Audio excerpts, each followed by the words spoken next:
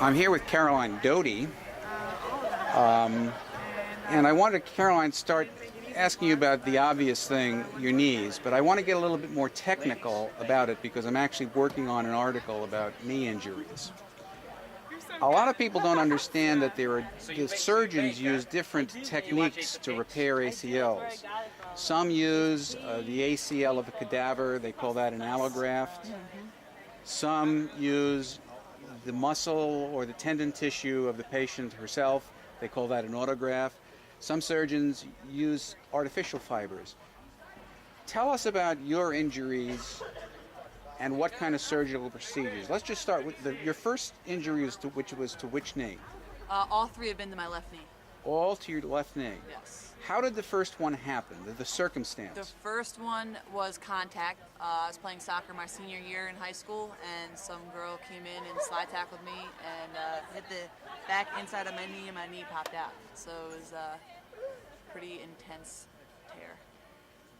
And which procedure was used to repair your left knee? I used my own patellar tendon from the same knee. So I tore my left knee and used 1/3 of my patellar tendon out of my left knee to use it as my ACL.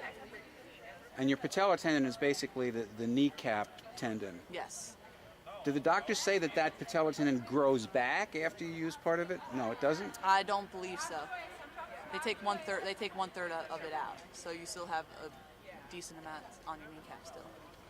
Now, what was the second circumstance of the second injury? Second one was 17th game of the season against Syracuse University, and I just landed weird. I was off balance, and I landed pretty hard on my left knee, and it just went. A lot of other fans saw that.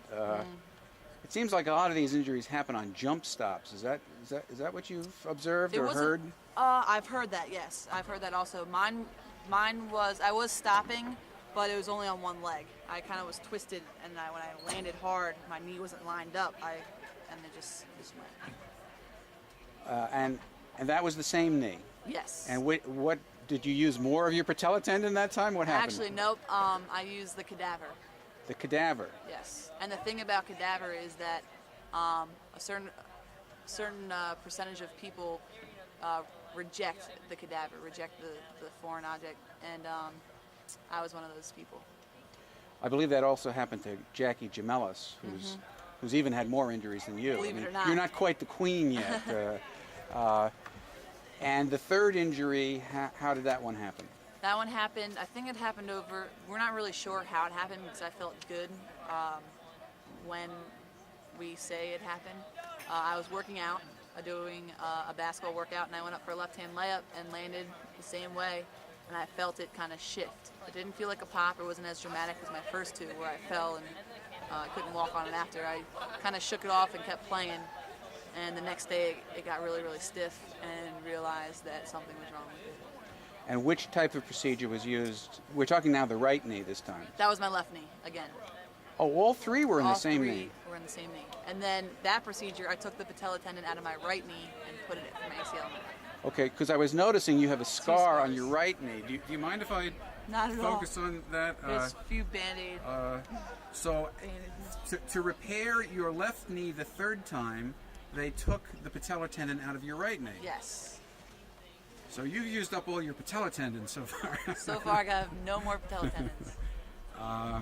Moving away from that, how do you see the competition at the guard spot shaping up? I mean, I guess it's fairly obvious, but Actually, it's good competition. We have great guards with Bria Hartley coming in as a freshman. She adds on to that competitiveness, that competition of who's going to be, the main guards. And the thing with Maya, she can play the guard as well. So it's kind of like, it's nice because we'll be flexible with who plays what spot as the guard spot. But Lauren Dixon did a great job over the summer coming in. But Bria came in as a freshman, really showing us some good stuff and looking really, really good. So for the point guard spots, we got two really good point guards right then and there. And then, of course, Tiffany and Kelly, they're going to do what they do, and they're just great already. Now, either speaking for yourself, even though you're not playing, but you could empathize, or trying to speak for the group, does this streak weigh over you like the sword of Damocles, or is it just kind of historical thing that doesn't really bother you as you go forward? It doesn't really bother us. It'd be great to get that all-around record to keep it going, but our main focus right now is getting it through practice on Saturday morning.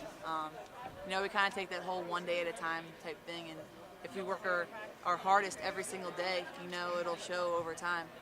Coach says this a lot. Like, if you were to sit us down before this whole streak and be like, all right, we want you to win 78 games in a row, go do it. You're just kind of like, are you crazy? Like, that seems impossible. But what we did is we didn't look at it that way. We took it as, win your first game. All right, we did that. Win your second, take it one day at a time, one game at a time. And I think if we have that same mentality, which we still have, we actually haven't talked about the streak much at all this year. I don't even think we talked about it at all. We're just going to take it one step at a time, one day at a time, and see where that takes us. Okay, thank you for your time, Caroline. Thank you.